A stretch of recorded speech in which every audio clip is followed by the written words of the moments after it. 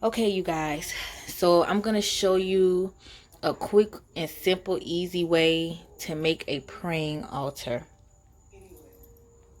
Okay, so first I have carnation flowers I got from the local florist. You don't have to spend a lot of money to make a praying altar.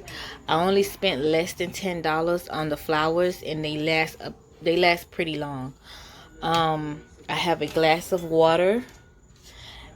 I have candles. I have Palo Santo or sage. I have a bell.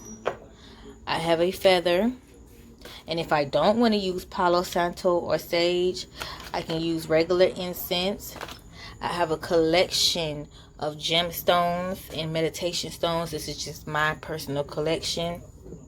I have frankincense resin. And I have tools of divinity like the Power of the Psalms book, where it's a whole bunch of Psalms prayer inside the book. And I have another tool of divinity where I have different type of oracle decks and tarot decks and affirmation decks also. So basically, a praying altar is a place where you come to where you find your peace and where you want to come and pray and talk to God and talk to your ancestors. And you just want to come here and you want to come and get on your altar. You can even do a prayer room if you want to. But this is just something short and simple that has a lot of power. Some of the most simplest altars are the most powerful because you put the power in it.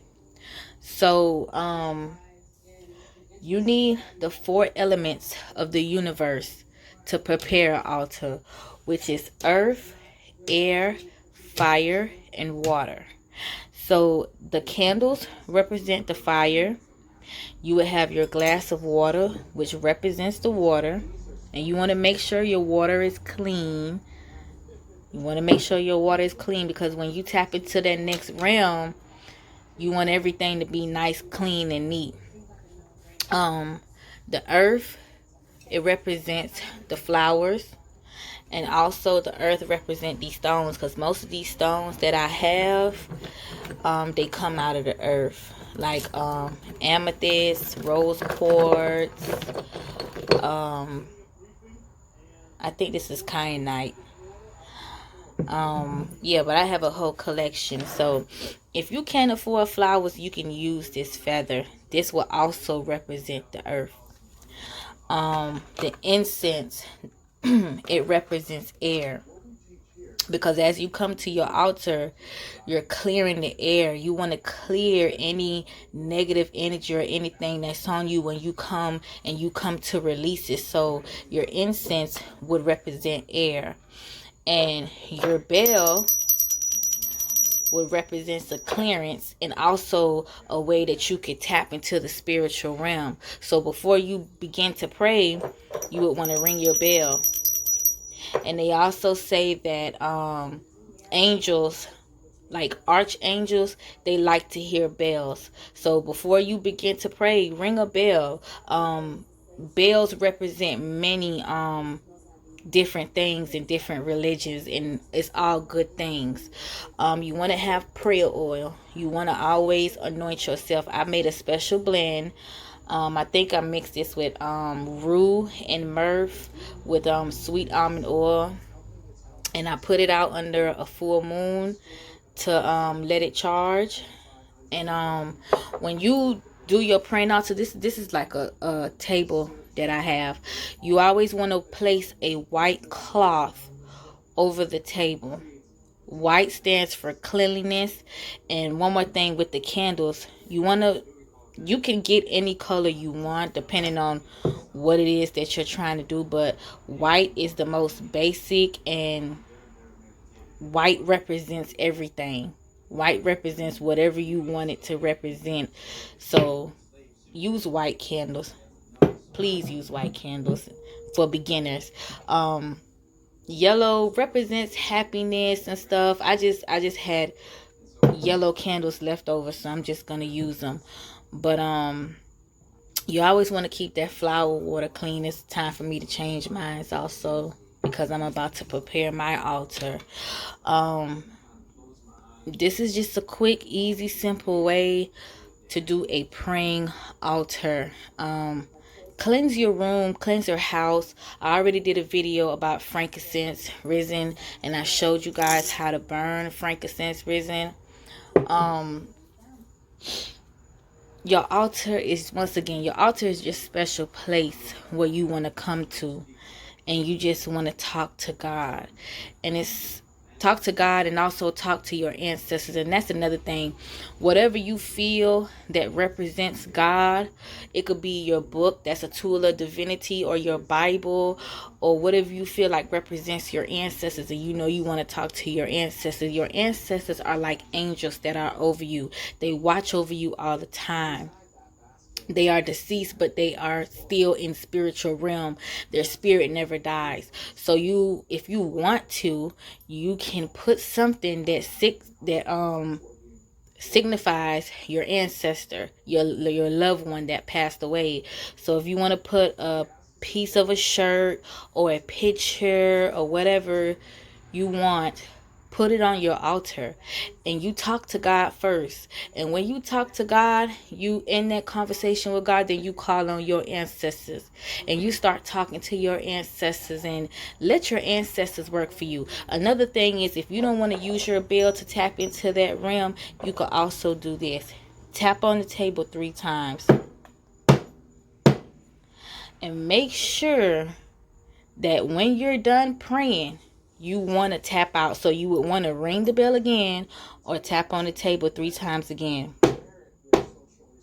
You always want to let them go, and let them go work for you, and let God work for you. Let your ancestors work for you. You want to tap in, but you always want to tap out, because remember, you're tapping into your spiritual self, and you're tapping in into the next spiritual realm to talk to your ancestors and talk to God. So once again, this is easy. Anybody could do this. If you go into a church, they have an altar. You might not notice it, but they have an altar. Don't be scared to make a praying space for you in your home. Your home is your temple. Your body is your temple. One thing my mama always say, church is in her home. And I took up after my mom. Like, literally, for me, church is in my home. I found comfort into coming in to my room and coming into my altar after a long day of work, or just leaving for a long period of time. And when I walk into the room, it feels so warm and so nice. One thing about it, 2 things for sure. If your altar doesn't move you, it's not real. If you walk into your room or to your house and your altar does not fulfill a happy spirit and a warm spirit deep in the base of your stomach, it's not real. These 4 elements of the universe, they are essential to all life on the universe. These elements go beyond the physical and manifest as personality traits and energetic forces too. These elements bring balance into the physical and spiritual realm, and into the physical and spiritual existence. So these 4 essential elements of the universe, they are all around us 24/7. And it's up to us as conscious human beings to figure out a way to how to use this to our advantage to help us. So please, I advise anybody, start off small. Put the power into your altar. This is your altar.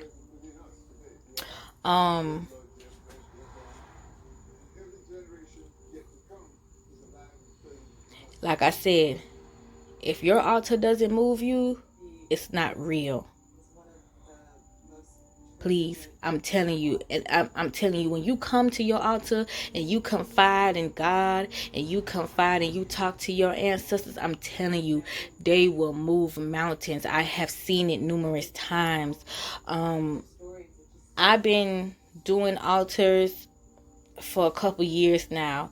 I had an elder that put me on altars, and ever since then, I've been on it. I love it. This is something that I would never trade for the world, because I know that I could come in the comfort of my home and talk to God, and God literally will talk to me in different type of ways. So once again, make sure your area is clean. Sage your house, sage yourself with frankincense or sage, Palo Santo, any type of incense, and get the 4 elements of the universe, which is earth, air, fire, and water. And I promise you, God will move mountains for you. Your ancestors will move mountains for you. Peace.